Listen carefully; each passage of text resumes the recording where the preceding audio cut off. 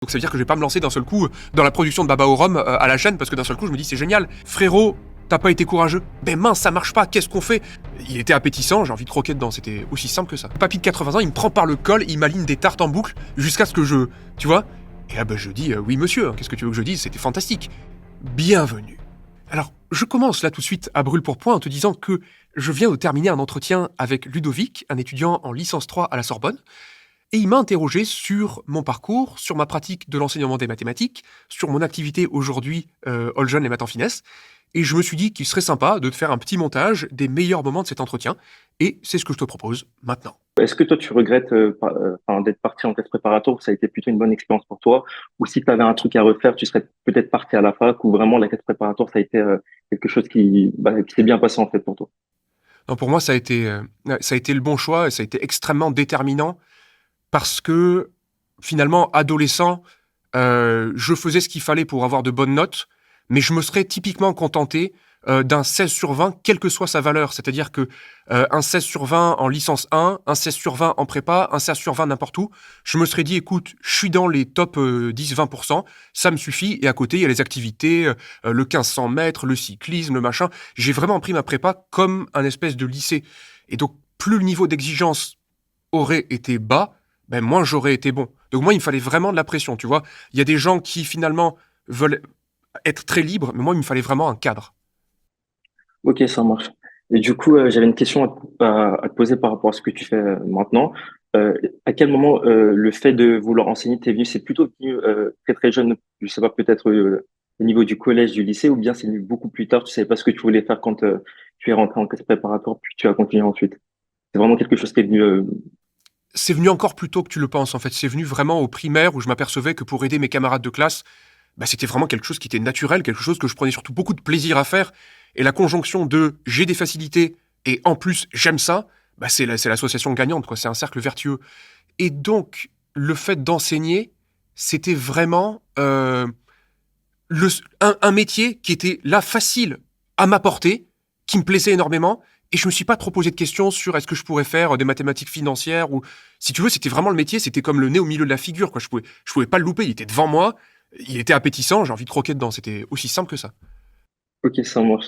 Du coup, est-ce que toi, maintenant tu es enseignant, est-ce que le fait d'enseigner vraiment de façon factuelle maintenant, est-ce que tu pensais comment tu pensais enseigner maintenant? Est-ce que c'était vraiment la façon dont je prends mes mots.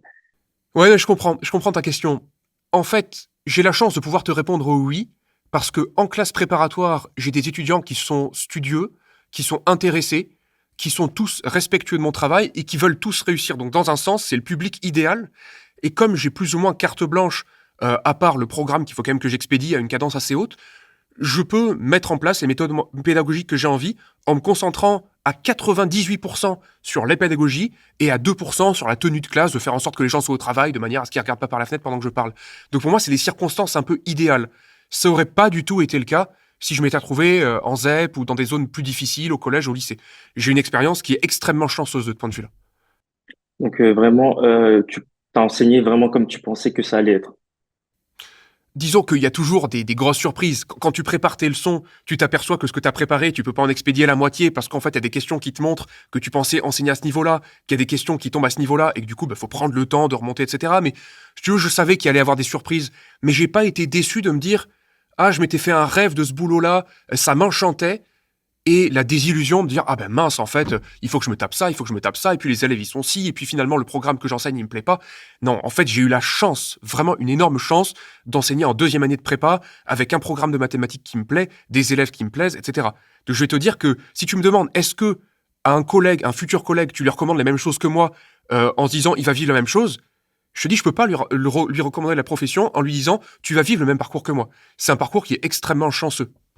Du coup, j'aimerais te poser une autre question. Qu'est-ce que tu as fait toi directement après ta classe préparatoire?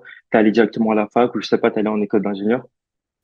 En fait, je suis allé directement à l'université.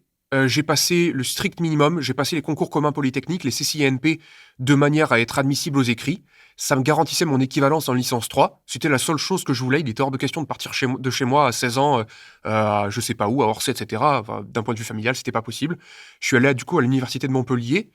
Et j'ai poursuivi mes études à ce moment-là, avec quand même un choc d'ambiance assez incommensurable. Enfin, le fait d'être très poussé, très cadré sur les maths, la physique, le français, les sciences de l'ingénieur, et d'un seul coup de se retrouver dans le flou, le confort un peu de l'université à l'époque, ça m'a fait bizarre. Mais bon, ça s'est passé comme ça.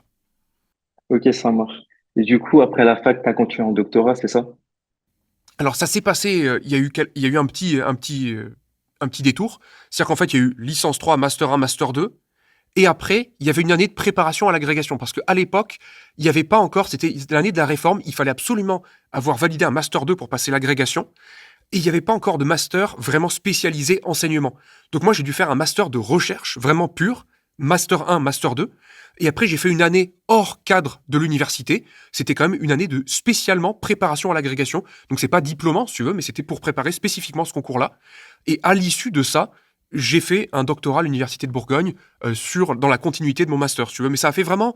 Il faut que tu imagines que la formation en licence, elle est généraliste, L1, L2, L3. Après, Master 1, Master 2, tu te spécialises un peu dans un domaine assez précis. Soit tu t'orientes vers les probabilités, soit vers l'analyse, soit vers l'algèbre, la topologie, etc. Il y a eu cette Et année toi, je peux te bizarroïde. permettre de Vas-y, demander, tu dis-moi. t'es spécialisé en quoi? Moi, c'était théorie des groupes, topologie, algèbre. Tu vois, ce genre de branche-là. Ok, c'est un truc que tu as regretté ou pas du tout? C'est un truc qui te plaisait ou bien c'est un choix plutôt par défaut? J'ai pris ce qui me plaisait le plus, mais je t'avoue que j'ai pas réfléchi un seul instant aux perspectives de reconversion en dehors de l'enseignement, ou soit enseignant-chercheur, soit professeur. Si j'avais fait des probastats, par exemple, j'aurais pu avoir des perspectives dans l'entreprise, data analyse, ce genre de choses-là, mais je me suis pas posé la question. Sur le moment, à l'époque, et ça a changé depuis, j'avais cette affinité pour les belles mathématiques, les mathématiques très abstraites, et je te disais qu'il y avait un peu une tendance à penser que plus c'était appliqué, moins c'était ce monde pur et beau des mathématiques, et donc moins ça valait. Aujourd'hui, c'est plus du tout ce que je pense. Mais à l'époque, il y avait un peu ça. Tu vois, les probabilités, les tests de données, non. Moi, je voulais les belles théories très puissantes, et plus c'était abstrait, quasiment mieux c'était. Par pure satisfaction, tu vois. Là, pareil, c'est des choses que je module aujourd'hui, je mets de l'eau dans mon vin. Mais à l'époque, j'étais vraiment dans cette dynamique-là. Donc tu me dis que tu voulais passer le CAPES, donc c'était potentiellement pour pouvoir enseigner dans le secondaire, puis au niveau collège-lycée. Ouais, complètement. À la base, je me disais, écoute, si t'es enseignant en lycée, ça sera très bien. Et si t'as une classe préparatoire, c'était aussi chouette. C'était pas quelque chose que je voulais à tout prix, mais comme j'avais bien aimé, moi, j'avais bien aimé mes classes préparatoires, j'avais bien vécu. Et surtout, j'entends quand même qu'il y a une atmosphère autour des classes préparatoires qui est très élitisme, les profs qui sont très cassants, etc. Je me dis, mais j'ai pas besoin de ça pour rendre mes élèves performants.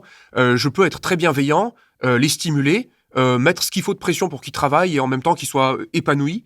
Et je me disais, bah, si je peux apporter quelque chose d'autre au niveau des classes préparatoires, bah, je le ferais bien volontiers. Donc, tu vois, c'était pas une volonté pure, mais je me disais, je pense que je peux apporter quelque chose qui est très différent de ce que j'ai entendu moi-même dans les médias, et un contraste qu'il y avait avec mes propres classes préparatoires, où je me disais, mais entre ce qu'on en dit et ce que j'ai vécu moi, il y a un énorme monde d'écart, quoi. Je me disais, mais c'est pas possible ce truc-là, c'est invraisemblable.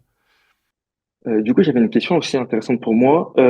Est-ce que c'est forcément obligatoire de continuer, parce que toi, tu as fait un doctorat, mais est-ce que c'est vraiment obligatoire de continuer en doctorat, vraiment pour enseigner peut-être en classe préparatoire ou bien directement à la fac?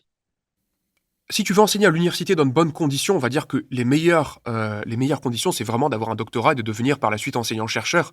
Après, il y a des contractuels, des vacataires, on appelle ça, qui peuvent faire des TD et tout, mais c'est jamais le confort au niveau social, au niveau salaire, de ce qu'est vraiment être un enseignant-chercheur. Et de l'autre côté, tu me posais la question pour les classes préparatoires. Je te dirais qu'aujourd'hui, c'est très clair au niveau de l'inspection. Ils veulent des gens qui ont des doctorats et qui ont l'agrégation très bien classée, donc dans les 50 premiers à l'agrégation. Et si t'as pas ça, ben pareil, tu seras toujours un peu le second choix. Voilà, faut vraiment en être conscient, quoi. Donc, à ton époque, c'était aussi le cas où vraiment toi, tu as décidé de partir en doctorat parce que tu voulais faire de la recherche. Parce qu'il me semble que toi, tu voulais juste enseigner et pas forcément faire de la recherche. Donc, pourquoi, en fait, ma question, c'est pourquoi toi, tu as décidé de partir en doctorat et pas t'être arrêté à ton master? C'est un vrai concours de circonstances en fait, parce que on m'a dit tu devrais passer l'agrégation, donc je l'ai passé parce que j'ai toujours écouté mes professeurs qui m'encadraient. Mais on m'a dit bah écoute, là t'as fait un master de recherche, tu devrais quand même regarder à quoi correspond la recherche, tu devrais côtoyer les labos de recherche, tu devrais au moins avoir cette expérience. Si t'en fais rien, tu l'auras au moins pour toi, tu pourras en parler, tu l'auras vécu, mais au moins tu regretteras pas de pas avoir poussé plus. Parce que tu vois, venant d'un milieu social assez peu élevé, si tu veux, j'étais peu ambitieux. Moi, à la base, je voulais devenir instituteur, professeur des écoles. Après, je me disais, je veux enseigner au collège. Après, je me disais, tu peux passer le CAPES. Mais si tu veux, si on m'avait pas poussé, j'aurais jamais exploité mon potentiel. Je me serais dit, écoute, prof au lycée, c'est déjà bien, je gagne ma vie, je serais content. Donc c'est vraiment que comme ça que j'ai fait la thèse. Et j'ai appris après coup que c'était une excellente idée pour devenir prof en prépa. Mais si tu veux, il y a toujours eu ce manque de conscience professionnelle dans mon parcours. J'ai fait des choses par affinité, par possibilité, en suivant les recommandations, mais j'ai jamais eu quelqu'un qui m'aurait conseillé, un conseiller d'orientation qui m'aurait dit, voilà, fais ça, ça, ça, parce que ça pourrait favoriser tel ou tel type de parcours. Non, j'ai vraiment fait le truc à l'aveugle, et le mot chance caractérise vraiment beaucoup mon parcours. J'imagine pas le nombre de bifurcations où ça aurait pu mettre sur un truc qui correspondait pas à l'exploitation de mon potentiel. J'ai eu énormément de chance d'entendre le bon conseil au bon moment, et d'accorder mon crédit aux bonnes personnes. Donc là, moi, je voulais un peu plus revenir du coup sur ton doctorat, parce qu'on dit souvent que on rencontre beaucoup de difficultés, que ce soit au niveau de la recherche du directeur de thèse, du sujet de thèse, ou même pendant les 3 années, c'est long, on rédige un document qui a quand même 300 pages. Du coup, moi, j'aimerais te poser des questions sur les difficultés que toi, tu as rencontrées pendant ton temps en tant que doctorant, tout simplement, enfin, ton ressenti en tant que doctorant pendant tes 3 années de recherche. En fait, ça fait assez bizarre parce que tu passes d'un monde d'examen avec des problèmes que tu peux résoudre en un temps fini, avec des outils qui sont dans le programme. Tu sais que si tu as appris ton cours, tu auras tous les outils pour faire les questions, et ça va se passer dans l'espace de 4 heures ou de 6 heures dans le cadre d'une agrégation, à un monde beaucoup plus vaste, où on te donne un espèce de direction de recherche, tu as des espèces de théorèmes que tu dois essayer de démontrer, ou tu dois peut-être même créer le théorème que tu vas peut-être toi-même démontrer en affaiblissant des hypothèses ou en essayant d'avoir des résultats, mais tu sais pas du tout dans quelle mesure tu as les outils intellectuels pour les résoudre. Donc c'est déroutant. C'est pas comme si je te dis, regarde, t'as la boîte à outils, et je te garantis que tu vas être capable de construire cet objet-là. Tu sais pas quels sont les outils dans la boîte à outils, et tu sais pas non plus exactement ce que tu dois construire. Donc c'est là que le directeur de thèse entre en jeu d'une manière majeure, parce que lui va te dire, il faut que tu cherches dans cette direction-là, et je pense qu'avec tel ou tel type d'outil, tu pourrais arriver à tes fins. Mais ça reste, on est dans un nuage d'incertitude, et on n'est plus sur un temps de 4 heures, de 6 heures. On est sur un temps qui se compte en semaines ou même en mois. Et ça, c'est extrêmement déboussolant. Ça change tout. Et donc déjà, je peux te dire que tout autant j'avais des affinités pour le mode de l'examen, du concours en temps fini, etc., autant j'ai découvert au fur et à mesure de ma thèse que de rechercher plus ou moins dans le vent pendant des jours et des jours et des semaines, c'était pas quelque chose que j'aimais profondément. J'ai aimé enseigner, c'était très clair. J'aimais travailler pour un examen, pour un concours, sur ce format, d'être performant sur un temps fini avec des outils déterminés. J'ai aimé ça. De chercher sur des très longues durées avec des outils dont je suis même pas sûr que je suis même pas sûr de connaître, c'est quelque chose que j'ai bien moins aimé. Et là, je te remettrai une petite dose de chance, te disant que mon directeur de thèse a été excellent, a été très bienveillant, m'a vraiment beaucoup aidé, beaucoup encadré, réussi quand même à m'orienter pour que je puisse produire quelque chose, là où j'ai eu maintes fois envie d'abandonner en me disant, mais j'arriverai jamais à rien, quoi. Tu vois, tu t'es de démontrer un truc, tu t'aperçois que tu fais un raisonnement par récurrence, t'as 7 cas d'initialisation, 40 cas pour l'hérédité, tu dis, écoute, on va faire l'hérédité, putain, tout marche, les 40 cas d'hérédité, ça fonctionne, et en fait, il y a un des cas de l'initialisation qui fonctionne juste pas du tout, et tu dis, c'est irrémédiable, en fait. Si ton initialisation, elle fonctionne pas, tout le raisonnement ne tient pas, et il y a rien à y faire, quoi. Et c'est tout. Tu vois, mais c'est des trucs un peu, c'est des trucs un peu fous, quoi. Mais c'est des désillusions qui n'arrivent jamais quand t'es un examen. Parce que quand tu passes des examens à la fac, tout est toujours assez calibré. Les séries dont on te demande d'étudier la convergence, si on te pose la question, c'est que c'est possible pour toi de le faire. Mais là, c'est plus du tout ça, en fait. Tu peux t'apercevoir qu'il y a 95% des choses qui marchent comme sur des roulettes, et qu'il y a 5% des choses, qui marchent pas du tout. En fait, on est un peu laissé pour compte en doctorant. Heureusement, il y a ton directeur de thèse, mais là, je te dirais que ça dépend des directeurs de thèse et ça dépend des expériences. Quand je discute avec d'autres doctorants, je m'aperçois que le directeur de thèse que j'ai eu, c'est un super directeur de thèse, et qu'il y en a d'autres, en fait, tu réussis pas, écoute, tant pis pour toi, mon coco. Enfin, tu soutiendras peut-être même pas. Alors, en général, on évite, il y a quand même la majorité des doctorants qui vont être capables de soutenir quelque chose, mais il y a plus ou moins d'accompagnement, et du coup, ça fait des remous émotionnels qui sont plus ou moins amples en fonction de ton directeur de thèse. Tu vois, C'est vraiment à prendre en compte, quoi. D'autant plus que le directeur de thèse, tu le connais pas vraiment avant. C'est vraiment pendant ta thèse que tu apprends à le connaître. Tu sais un peu comment il est, comment il fonctionne. Du coup, c'est un peu toi et ta chance. Un peu, et encore une fois, tes recommandations. En général, les professeurs qui t'ont encadré quand tu étais en Master 1 et en Master 2, ils connaissent le domaine dans lequel ils sont étudiés. Donc s'ils ont encadré ton master, ton mémoire de Master 1 et de Master 2, tes directeurs vont être capables de savoir dans quel domaine tu travailles, quels sont les grands pontes français ou à l'étranger dans le domaine que tu fais, et ils connaissent un peu la réputation. Celui-là, il a plutôt tendance à abandonner ses élèves en thèse quand ils sont pas à la hauteur. Ce mec-là, humainement, c'est une belle personne. C'est quelqu'un qui est non seulement compétent dans son domaine, mais qui en plus a la réputation de bien aider ses doctorants. Et donc, c'est là où on m'avait dit, voilà, Louis Paris, c'est vraiment quelqu'un qui pourra... Déjà, c'est un mec qui est super dans son domaine, il est hyper compétent, il est hyper réputé, mais en plus, humainement, c'est quelqu'un de bien. Heureusement, les gens ne se sont pas trompés, et j'ai eu... ces deux promesses se sont avérées vraies. Se sont avérées. D'accord. Du coup, moi, je voulais savoir si tu avais eu des problèmes logistiques à trouver ton directeur de thèse, justement, et même ton sujet de thèse, si ça a été un problème, bien au contraire, ça a été quelque chose de plutôt facile pour toi. Non, pure chance, parce que là encore, on m'avait proposé, disons, deux, trois directeurs de thèse qui pouvaient convenir. Je leur ai écrit aux trois, et j'ai eu une réponse très favorable de Louis Paris, sachant que le sujet de thèse, c'est quelque chose qui est attaché la plupart du temps à un directeur de thèse. Enfin, moi en tout cas à l'époque, c'était comme ça.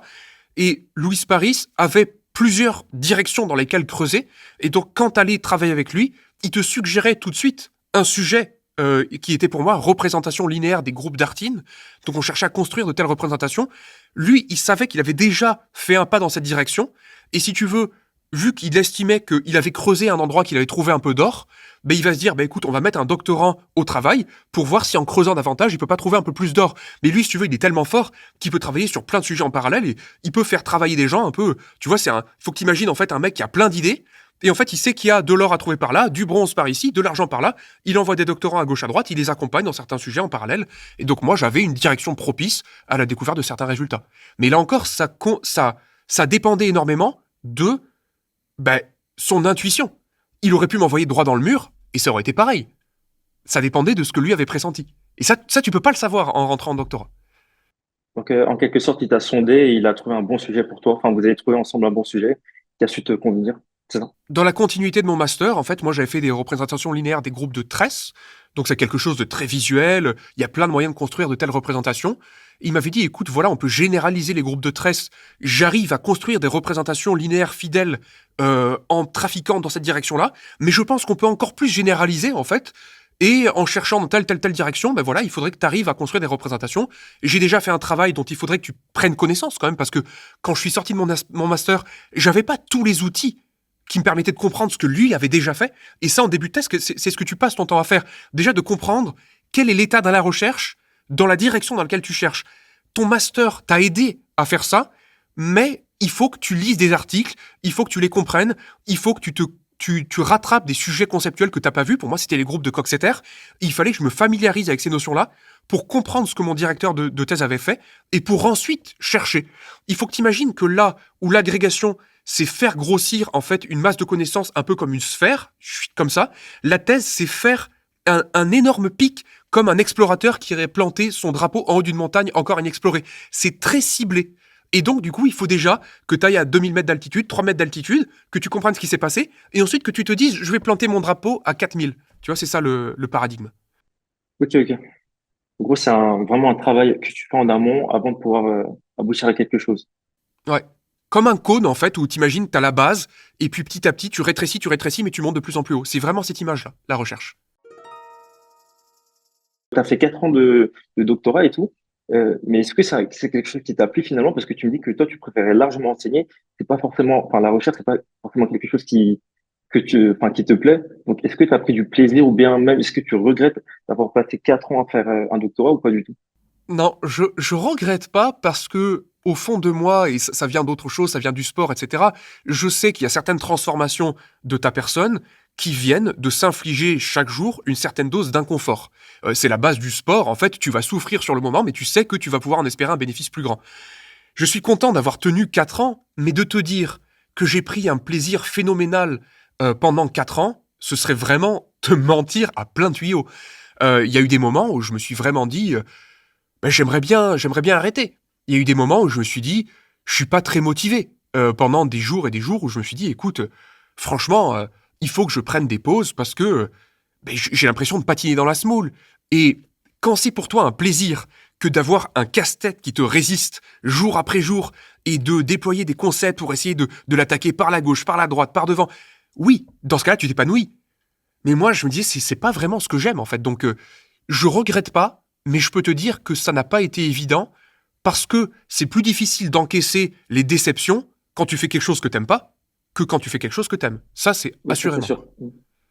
Bah, du coup, qu'est-ce qui t'a permis de tenir pendant ces 4 ans? C'est vraiment la motivation de savoir que tu allais peut-être faire ce que tu aimais, c'est-à-dire enseigner ou autre chose.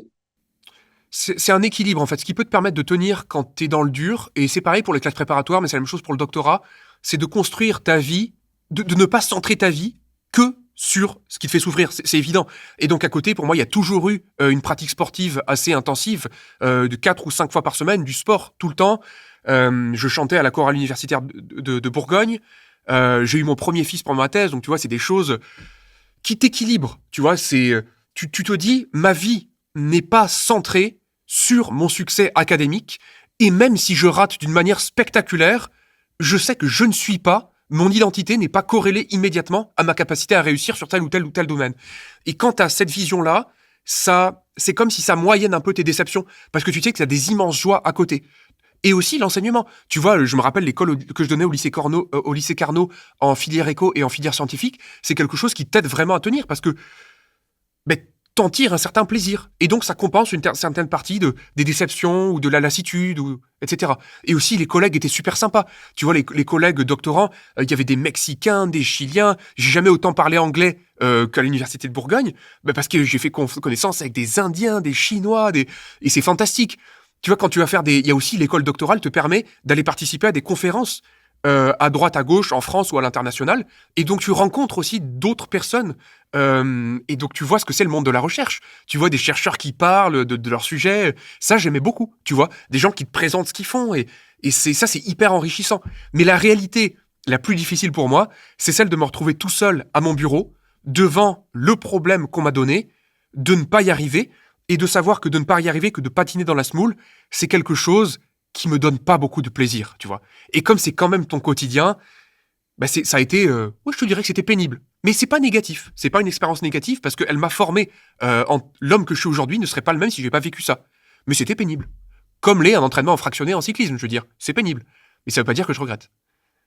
En fait, tu vois, ce que je veux te dire, c'est ça, c'est que quelque chose que j'ai pas apprécié dans mes propres études, c'est que quand tu es dans ton premier parcours, il faut vraiment profiter d'être sur la lancée. Tu vois, tu es dans la lancée. Licence, master, agrégation, test, tu es vraiment dans quelque chose qui monte.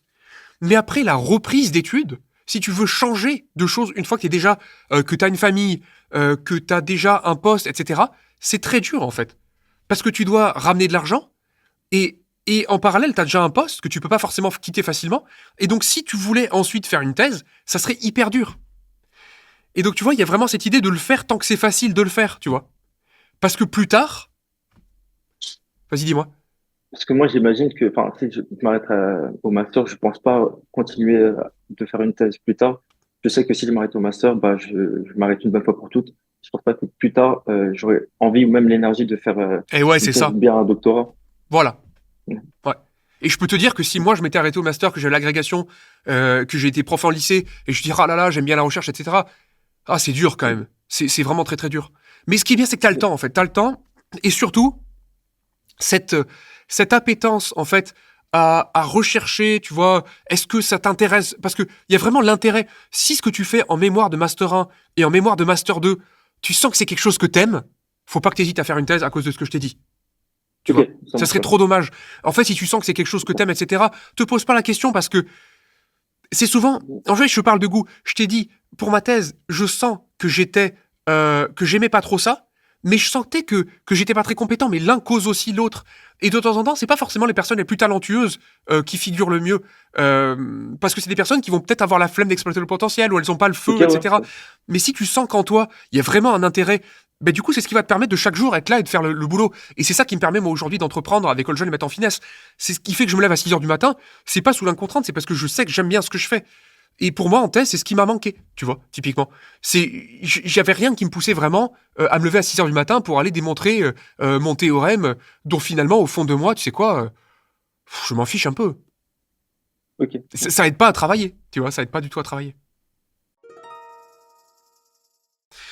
Alors du coup, moi, ce que j'ai fait après mon doctorat, c'est que la dernière année, j'ai postulé tout simplement au mouvement interacadémique et au mouvement spécifique pour enseigner. Donc le mouvement interacadémique, c'est celui qui te permet d'enseigner au collège et au lycée, en ayant le bénéfice de mon agrégation. J'avais demandé un report, en fait, parce que normalement, après ton agrégation, tu es censé enseigner directement.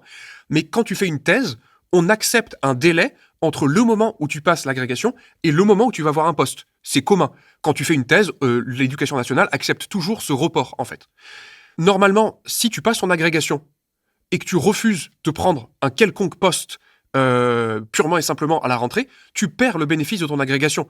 Si tu veux, normalement, quand tu passes le concours d'enseignement, c'est pour te recruter. Alors, il y a pas mal de choses qui peuvent te permettre d'obtenir un report. Ça peut être prendre une disponibilité pour élever un enfant. Ça peut être, tu vois, il y a plusieurs formalités qui permettent de ne pas exercer tout de suite. Mais normalement, les mecs qui te font passer un concours de recrutement, le but, c'est que tu travailles en poste à la rentrée.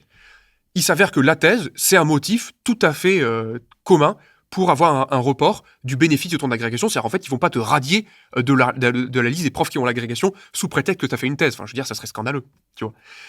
Et donc, du coup, j'ai postulé pour devenir professeur au collège et au lycée par le mouvement interacadémique. J'ai postulé au mouvement spécifique pour être professeur en classe préparatoire.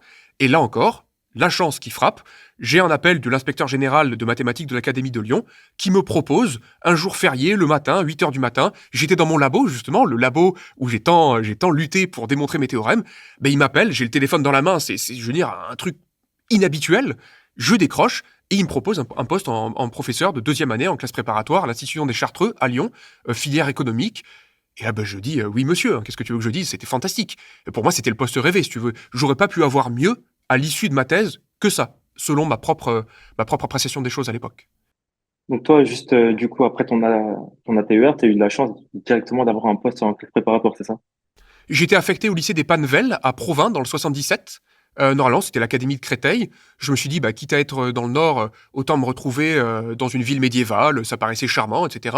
J'aurais certainement eu des secondes, des premières, mais il y a eu cet appel de l'inspecteur général, et comme le mouvement spécifique est prioritaire par rapport au mouvement interacadémique, du coup, j'ai pu être affecté directement en classe préparatoire.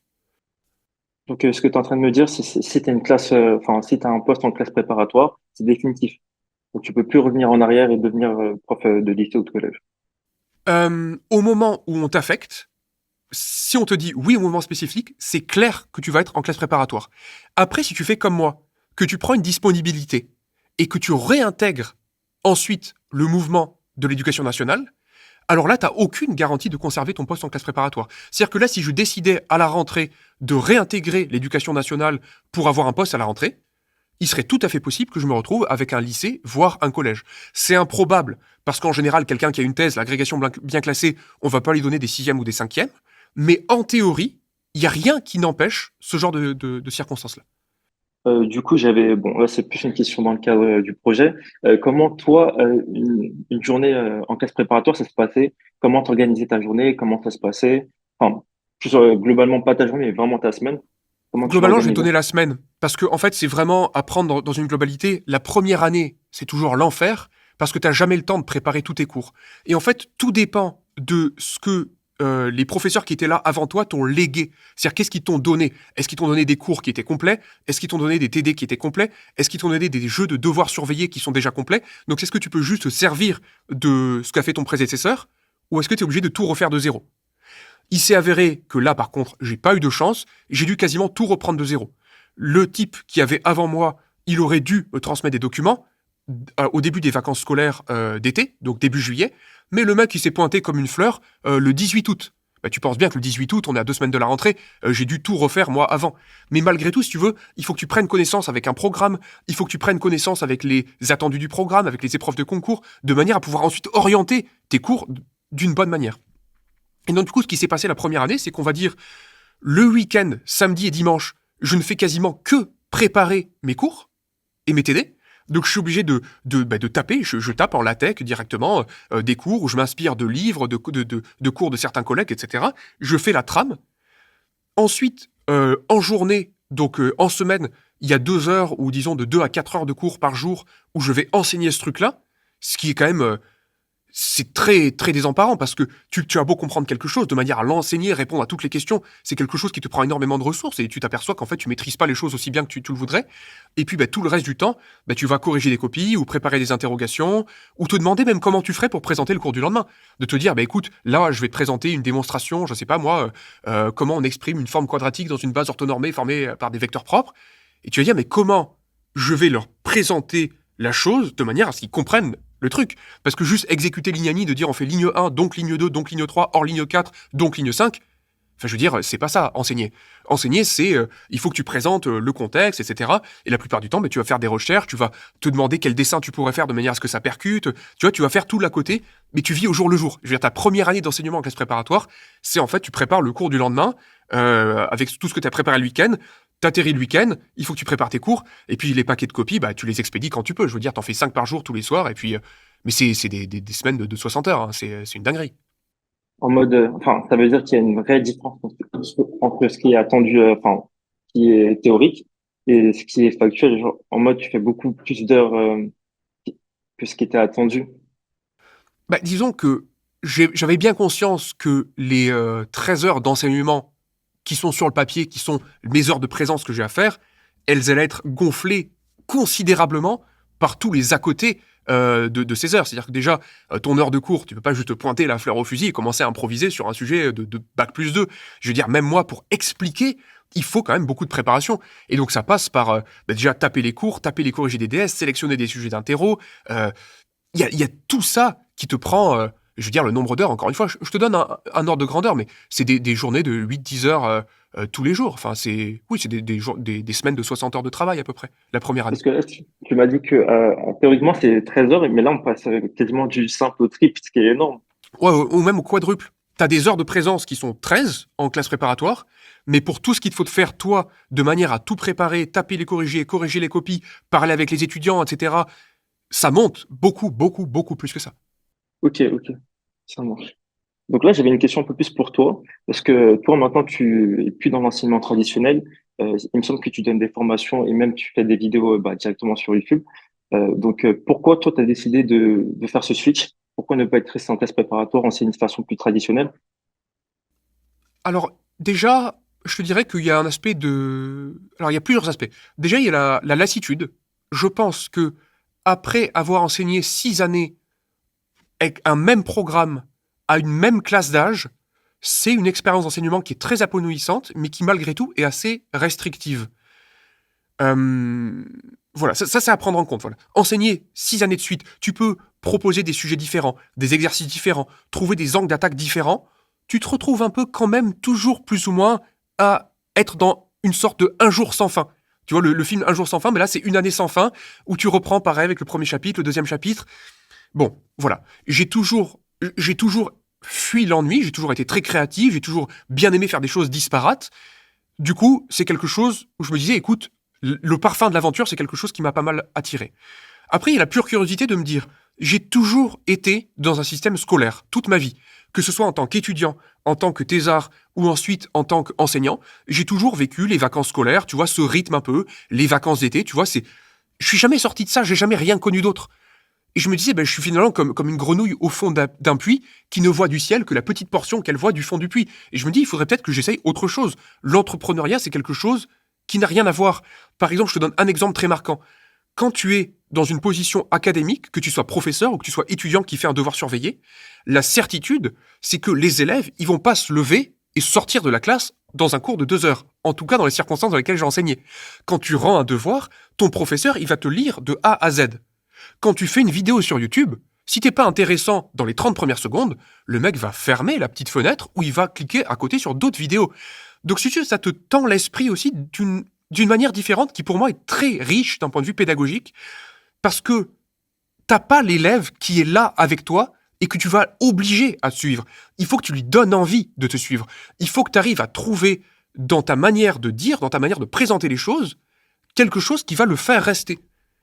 Et ce truc-là que tu as, il est réemployable ensuite dans tes expériences d'enseignement traditionnel. Parce que tu vas finalement introduire une composante de séduction, de marketing, dans ta manière d'enseigner. Et ça, c'est quelque chose que j'aurais jamais autant développé si j'étais juste resté dans l'enseignement traditionnel. Tu vois, avec des élèves qui sont là de toute façon. Parce que j'en ai pas besoin. En fait, il faut te mettre sous la contrainte. Il y a une contrainte que tu as dans les activités que je présente aujourd'hui qui n'est pas là. Et la contrainte, c'est un excellent moteur pour la créativité. Ok, donc toi, vraiment, ce que tu as voulu faire, c'est vraiment la redondance qu'il y avait lorsque tu étais professeur en classe préparatoire. Éviter la redondance, et aussi, il y a d'autres aspects, et un qui est très important, et dont j'ai déjà parlé dans un autre podcast, c'est celui de me dire que je peux offrir à davantage de personnes que seulement 35 personnes par année des classes préparatoires économiques. Je me dis, c'est dommage de m'apercevoir que j'ai quand même une faculté à expliquer des choses complexes relativement simplement, et de cantonner ça à 35 personnes qui ont les moyens de se payer une prépa privée pour devenir ensuite, je sais pas, travailler dans des grands groupes d'entreprises. Je me dis c'est dommage parce que moi, quand j'étais étudiant, j'aurais bien aimé trouver ma propre chaîne YouTube. Et je pense qu'il y a beaucoup de personnes qui font du contenu, qui s'adressent à une version d'eux-mêmes par le passé. Et si tu veux, c'est comme une dette que j'estimais avoir à payer par rapport à toute cette chance dont je t'ai parlé au tout début, tous ces professeurs qui m'ont super bien orienté, le fait d'avoir eu la chance d'être boursier, que l'État français m'ait permis à quelqu'un comme moi qui n'avait pas les moyens, de faire des études, là où j'aurais dû prendre une voie beaucoup plus rapide si j'avais pas eu cette aide financière. Je me dis, la moindre des choses, c'est quand même de redonner une partie de ce que j'ai reçu. Et tu vois, il y avait vraiment cette volonté-là, et aujourd'hui, j'estime que cette dette a été réglée. Et tu vois, maintenant, je vais peut-être trouver des compromis. J'exclus pas la possibilité de retourner dans l'éducation nationale à un moment donné, de faire d'autres choses. Mais ça, c'était très important, tu vois, pour moi. J'avais une question. Est-ce qu'il y a des choses qui te manquent vraiment de tes années en classe préparatoire ou bien vraiment tu te sens complètement épanoui dans ce que tu fais maintenant avec ta chaîne Allgen? Alors, il y a énormément de... Enfin, disons, il y a beaucoup de choses qui m'épanouissent dans mon activité aujourd'hui. Et clairement, le fait d'avoir une totale maîtrise de mon emploi du temps, non pas pour rien faire, mais pour pouvoir commencer à être productif, par exemple, dès 6 heures du matin, parce que je suis quelqu'un qui me lève tôt et je suis productif dès le matin, et j'ai pas besoin de me réveiller, si tu veux, à 6h05, je suis capable d'être très très bon.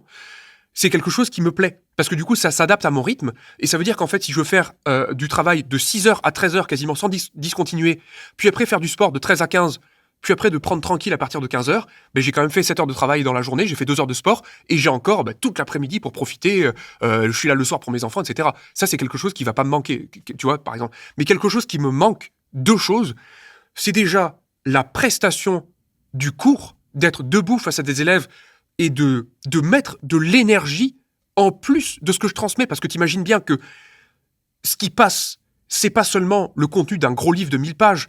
Ce qui passe, c'est ta voix, c'est ton énergie, c'est les émotions que tu arrives à susciter. Le fait de présenter une démonstration comme un film à rebondissement, de dire regardez, on va espérer faire ça, mince, ça marche pas, qu'est-ce qu'on fait, qu'est-ce qu'on a à disposition, etc. Et tu vois, tu vas envelopper tout ça. Et il y a vraiment cette part d'improvisation que j'aime. La question de l'élève qui va remettre en cause toute ton explication. Toi, tu voulais prendre un sentier, mais tu t'aperçois qu'en fait, la question de l'élève t'incite à prendre un autre sentier, et en plus, tu sens que les camarades de classe résonnent beaucoup avec la question qu'a posée l'élève. Donc tu vas devoir improviser autre chose. Tu vois, cet aspect-là d'esprit qui est tendu dans la production d'une improvisation de qualité, c'est quelque chose qui me manque énormément. Et puis, en plus de ça, j'étais professeur principal sur les dernières années, et je pouvais justement proposer à mes élèves cet accompagnement global et bienveillant que j'avais envie de pouvoir proposer, notamment en réaction à ce qu'on entendait sur les classes préparatoires, ce milieu élitiste où ça se tire, on n'avait pas, etc. C'est pas du tout ce que j'ai proposé, et j'avais vraiment beaucoup de plaisir à pouvoir discuter avec les élèves seul à seul et écouter quels sont leurs problèmes, de leur proposer des solutions, de manière à rééquilibrer potentiellement leur vie, de savoir identifier quand un élève travaille trop, ce qui arrive, et de suggérer un équilibre, de pouvoir envelopper, si tu veux, leur travail très intense dans quelque chose de rassurant, de bienveillant, de leur donner des actes de travail sur lesquels ils peuvent forcer, et peut-être des choses secondaires sur lesquelles ils peuvent un peu lever le pied, de manière à mieux vivre et, in fine, être plus performant. Et tu vois, c'est vraiment un rapport immédiat à la personne, qui est le même plaisir que je prends quand je parle avec toi, qui n'est pas le même, parce que faire des vidéos tout seul, il faut que tu imagines que là, je parle pas à Ludovic, je parle à la webcam qui est juste là, et il y a quelque chose qui est beaucoup moins gratifiant. Même si le produit final est bien, et je vois que c'est apprécié, mais pour moi-même, d'un point de vue purement égoïste, je te dirais qu'il y a quelque chose que je retrouve pas dans la production de vidéos. En fait, l'interaction humaine est manquante, tout simplement. Ouais, c'est la part d'improvisation, le fait que quand je te vois soit froncer les sourcils, soit sourire et tout, et tu vois, ça m'envoie des stimulations qui sont extrêmement rapides, auxquelles il faut que je m'adapte en permanence. Et ça, quand je suis tout seul, ben oui, j'envisage des questions de Perceval, les questions de Séraphin. J'imagine, si tu veux, j'ai la puissance d'imagination qui me permettent de me dire, si tu dis ça, on va te poser telle question, c'est sûr, parce que tu laisses des trucs sous le tapis, et je sais ce que je laisse sous le tapis, et donc je sais la question qu'on va me poser. Mais je préfère qu'on me la pose, parce qu'on va me la poser peut-être avec d'autres mots. On va me la poser avec un peu une erreur dans la question. Et j'arrive plus aujourd'hui à faire des erreurs que je faisais quand j'étais étudiant, si tu veux. J'arrive pas à faire exprès de glisser. Ça se voit. Tu vois quelqu'un qui s'éclate la gueule dans la rue, il y a quelque chose, c'est pas la même chose que Charlie Chaplin quand il fait des cascades. Tu vois que c'est surjoué. Il y a vraiment quelque chose du réel qui passe dans un cours, qui n'est pas encapsulé dans mes vidéos. Donc, ça m'amène une question. Est-ce que toi, t'aimerais, enfin, je sais pas, peut-être dans 10 ans, retourner vers l'éducation nationale? Je te dirais qu'en fait, c'est très simple, il y a une alternative. Soit, d'un côté, j'arrive à faire décoller mon auto-entreprise de manière à obtenir un revenu que j'estime décent et représentatif du travail que je fournis, auquel cas je peux faire vivre ma famille et je pense que je vais continuer à faire ces activités-là, ce qui m'empêcherait pas d'avoir des expériences d'enseignement par pur plaisir, parce que justement, j'ai suffisamment de revenus passifs avec All Jeune pour me permettre d'enseigner en présentiel par pur plaisir. Ça peut être dans l'éducation nationale, ça peut être des cours particuliers, ça peut être des stages, ça peut être des conférences. Donc tu vois, ça serait la partie plaisir qui est permise par des revenus suffisants par All Jeune. Ou alors, de l'autre côté, je m'aperçois au bout d'un moment que l'apport financier n'est pas suffisant, et du coup, je réintègre l'éducation nationale, ce qui m'assurerait un minimum de finances, de manière à pouvoir faire à côté All Jeune, en mode plaisir, comme je l'ai fait au tout début d'All Jeune. Mais tu vois, il y a vraiment une réalité financière qui va se passer, qui va affecter ma décision d'un côté ou de l'autre. Donc, pour finir l'entretien, moi, j'ai une petite dernière question. Est-ce que toi, tu as des perspectives d'évolution? Est-ce que tu comptes rester professeur toute ta vie ou bien tu penses vouloir faire autre chose, je sais pas, inspecteur? Ou bien même aussi, j'ai une autre question. Est-ce que quand ta première année en tant que professionnel, tu avais des perspectives d'évolution ou est-ce qu'elles ont changé entre-temps? Alors, la perspective d'évolution en général quand tu es professeur en classe préparatoire, c'est d'avoir des filières qui sont avec des élèves de plus en plus forts en mathématiques. Donc on va dire que les gens qui aiment bien les mathématiques et enseigner les mathématiques vont chercher à enseigner dans des filières de plus en plus prestigieuses, de manière à avoir des élèves de plus en plus intéressés et donc intéressants, etc. Personnellement, c'est jamais quelque chose qui m'a intéressé, parce que pour moi, expliquer à un collégien comment réduire deux fractions au même dénominateur, faire une énigme du professeur Layton, ou expliquer à un élève en MP étoile comment résoudre un exercice de l'école normale supérieure, pour moi, c'est équivalent. J'en tire un plaisir égal. Parce que le facteur, si tu veux, c'est la joie qu'il y a dans le regard de l'autre quand il comprend quelque chose qu'il ne pensait pas pouvoir comprendre. Et ça, c'est universel, si tu veux. C'est pas quelque chose qui dépend. Donc, si tu veux, mes perspectives d'évolution de carrière, moi, j'étais très bien en deuxième année en filière économique.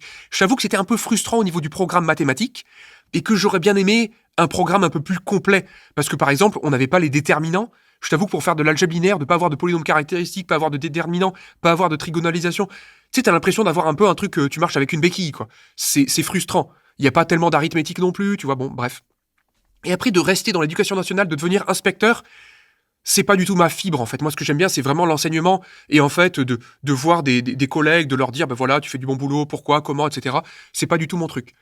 Alors après, est-ce que je vais rester professeur ou dans l'enseignement toute ma vie? Je pense pouvoir te répondre avec quasi-certitude que non, ou du moins pas forcément dans les mathématiques. Parce que j'aime ça, mais je sens qu'il y a beaucoup de choses qui m'attirent, qui sont pas du tout du domaine des mathématiques. J'aime bien des choses qui sont complètement différentes et qui viennent complémenter et apporter cet équilibre dont je te parlais au tout début. Donc pour moi, le sport, c'est très important, mais j'ai aussi beaucoup dansé quand j'étais jeune. J'ai fait un premier cycle de conservatoire en basson, un instrument à vent de la famille des bois. J'aime beaucoup la cuisine, j'aime beaucoup le travail du bois. Tu vois, il y a plein de choses que j'aime.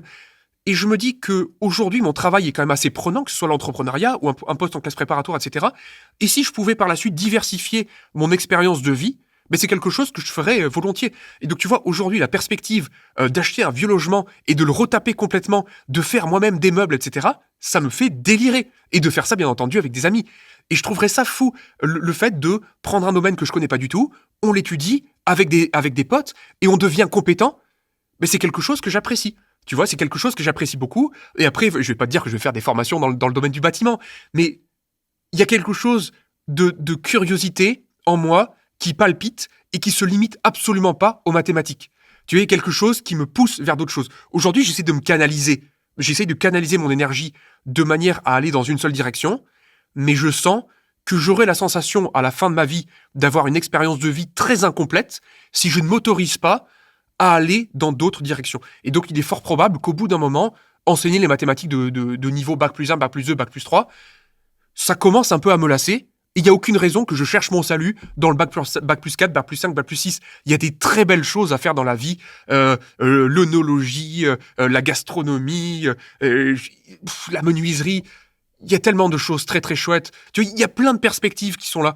Et je me dis de rester dans le prisme très étroit de l'éducation nationale, d'un programme très académique, etc., ça m'étonnerait que ça dure 20 ans. Tu vois, ça m'étonnerait énormément. Donc, si tu te reconvertis, ce sera pas dans l'enseignement. Disons que ça sera toujours pour moi une manière facile de gagner de l'argent. Je pourrais toujours donner des cours particuliers à des MPSI, à un MP, et c'est toujours chouette de pouvoir faire ça. Mais de me dire, en fait, tu vois ce que je vois dans ma tête, c'est moi-même avec des cheveux blancs, quand j'aurai 80 piges, et de me dire, frérot, t'as pas été courageux. T'es resté dans ta zone de confort tout du long. T'as fait de l'enseignement des mathématiques. Il y a des choses, il y a eu des appels de phare à gauche à droite, des petites lumières qui brillaient, où tu te dis, ah ouais, peut-être que ça serait bien. Et par flemme ou par manque de courage, tu l'as pas fait. Ben tu vois, en fait, cette version-là, le papy de 80 ans, il me prend par le col, il m'aligne des tartes en boucle jusqu'à ce que je... Tu vois. Alors après, il faut pas que ça mette en péril mes finances et l'avenir de ma famille. Donc ça veut dire que je vais pas me lancer d'un seul coup dans la production de Baba au rhum à la chaîne, parce que d'un seul coup, je me dis, c'est génial.